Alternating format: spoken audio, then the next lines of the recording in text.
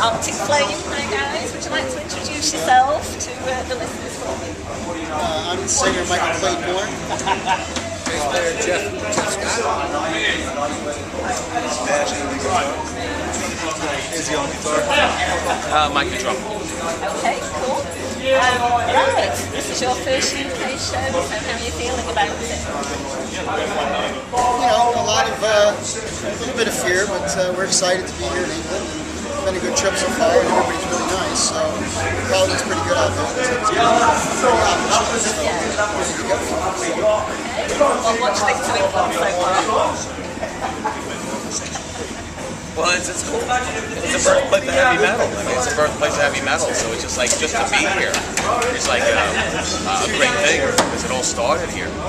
So it's very intimidating in a way to be here. You know, you take the train here and you see all the cities where Def Leppard was from, and you know Iron Maiden and stuff. It's just very like, wow, that's where it all began. You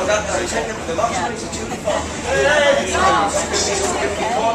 Right, I read that you've got a lot of British influences. You just said like Maiden and Bruce. How much do they influence your songs and your writing? Quite a bit. I mean, it's what metal is based on, so we try to write in that same genre. We stay with that. Mike's very influenced by Finland, and so a lot of our stuff has Gaelic sounds. You'll notice in our playing there's a lot of Gaelic riffs and stuff. Actually, listen to Sebastian play, you really hear those Gaelic riffs come alive. So they're very heavily influenced. Big influences. Did you ever see Finland, Mike? What's that? Did you ever see Finland? Not with Phil. That was the bad thing. I mean, they didn't play the States that much. You know, when they did, I was either too young and I couldn't get a ride to there to play it. But I did see them the last couple of years, and I was pretty impressed with what they were doing. I know it's more of a tribute to Phil, and I seen with John Sykes, who I love a lot. I think he really did a great job, and Warwick did a nice job too. So I mean, as far as it's the closest I'm going to get to seeing them, but I like them a lot. You know. Okay, you've done several albums. What's the stage with the new one? I know you're doing a new one. Next month. It'll be out next month. Next month it'll be out. Probably either the middle of mid-June or toward the end, the latest. But yeah, it'll be out. Can you give the listeners a bit of a taste of what it's going to be live? Some of the songs? It's good. It's good, solid metal. It was produced by a guy named Dave Mannheimer who does overkill stuff. So you can hear a little bit of that sound influence in it. But it's a heavy album, very heavy. There's a couple of good surprises on it though. A couple things that people won't expect. I don't think from Arctic Flame. If you followed us at all, it's kind of a different album, but it's still the same basic Arctic Flame sound.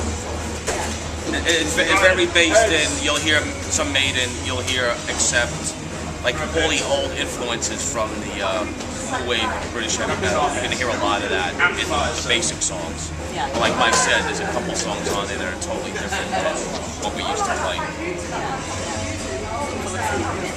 Okay. Can you tell me about the artwork for the album?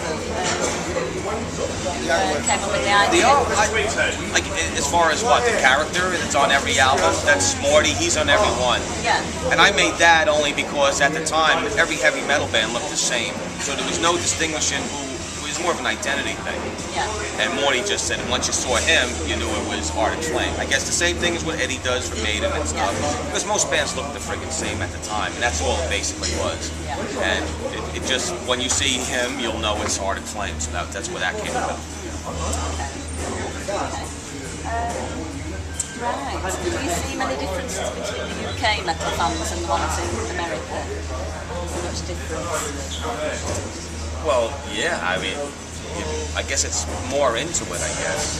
I guess it's in your blood for some reason, you know.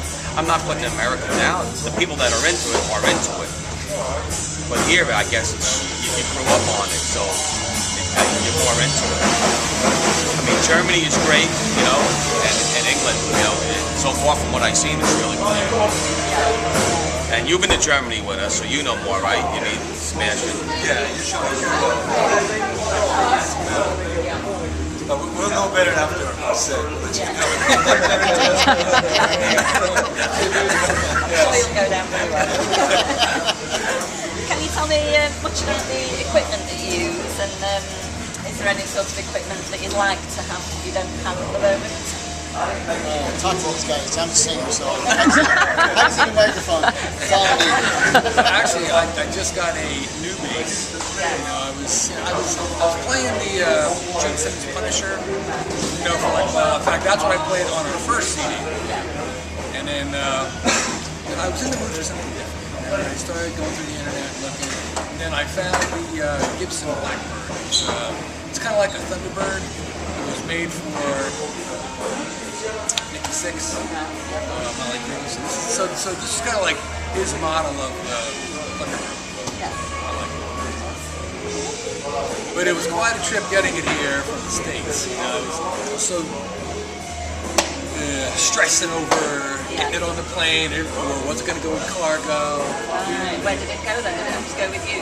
It was amazing. I followed Mike's lead. He said, just calm, be cool. Just walk up into the plane. And I walked up to the stewardess and I said, do you have somewhere where we can put this? And she said, oh, that's just fitting one of the double overheads. All right. And I looked, and just so happened, over my seat, there's a big open spot. I went there, lifted it right up. It was, so. But for amplification, I use and cabinet. Not here, of course, but they look like they got a nice setup here too. So. Yeah.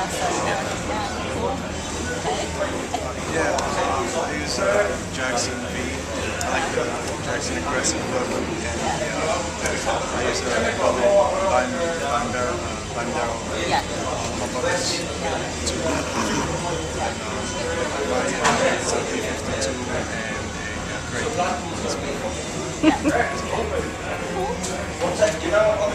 How about you, Mike? What do you play? Play whatever's available. I don't really care.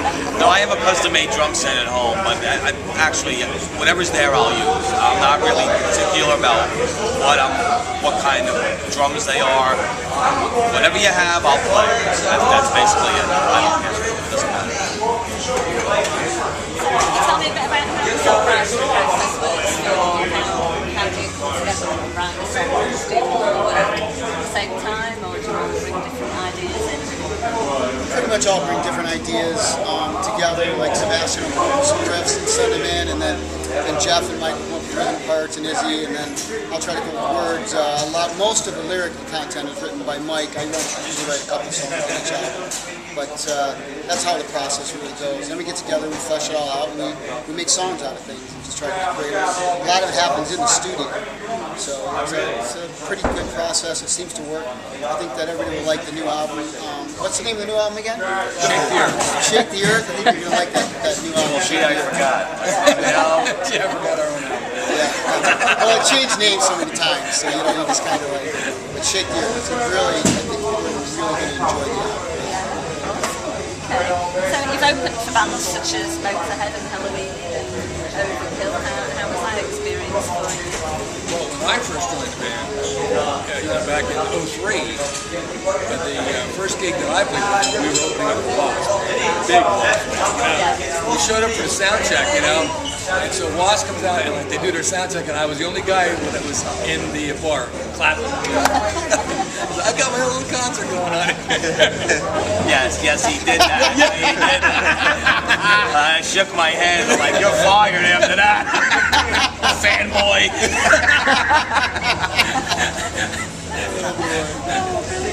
Yeah, but we did that. We did Quiet Riot. Quiet Riot. We did Motorhead, Loudness. Then after that it was Gamma Ray, Crocus. Primal Fear we did, Hammerfall, but those are always good shows, because it's right where we are, so that was always great, So was that touring around America with them? No, we basically open up anybody that comes in our area, New York, New Jersey, and they always ask us, do you want to open up for this band or that band? And, of course we're going to say, yeah, we're going to say no. One of the last ones we did was opening up for Paul Deanna, right? Paul Deanna, the Stone Pony in Jersey. Yeah, that was cool. Right, so What's next then for Arctic Flame when you release your album? Have you got plans to do more touring? We already have a couple shows in Jersey. We always play in Jersey. Other than that, what is it we're going to do? It's back to songwriting again. Yeah. Okay. And what kind of plan long term, like over the next 10 years, what's your long term plan? Next 10, I want to lose some weight. I'm taking a nap after this. Yeah, you take a nap. Sure, that's Just getting used to the time changes coming over here. Yeah. no, we'll just keep recording albums and pushing them out there, and you just keep building your fan base, and bigger and bigger and bigger. And maybe next year we'll play some bigger festivals. And that's what we're hoping to do. Yeah, you plan to come over to the UK again, maybe come to a festival or something like that? Absolutely. Oh, definitely. Absolutely. I'd like to come a little earlier and see some sights, Yeah. I'm pretty much living out of the hotel right now. Yeah. Maybe just drive me around, see some good places. Well, I'm not driving over here. The steering wheel's on the wrong side of the car. I was like, this is not going to work. No. It's like I'd be right in the wrong lane right away. Stupid Americans. So you need a chauffeur.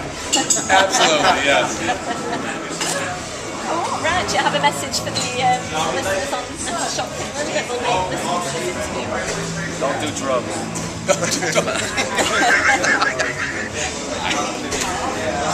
Support your local metal scene. Go out there and all those guys are out there. They're working, practicing. It's just to make everybody happy. So go out there and support your local guys. Yeah. If you're a metal player, go home and practice.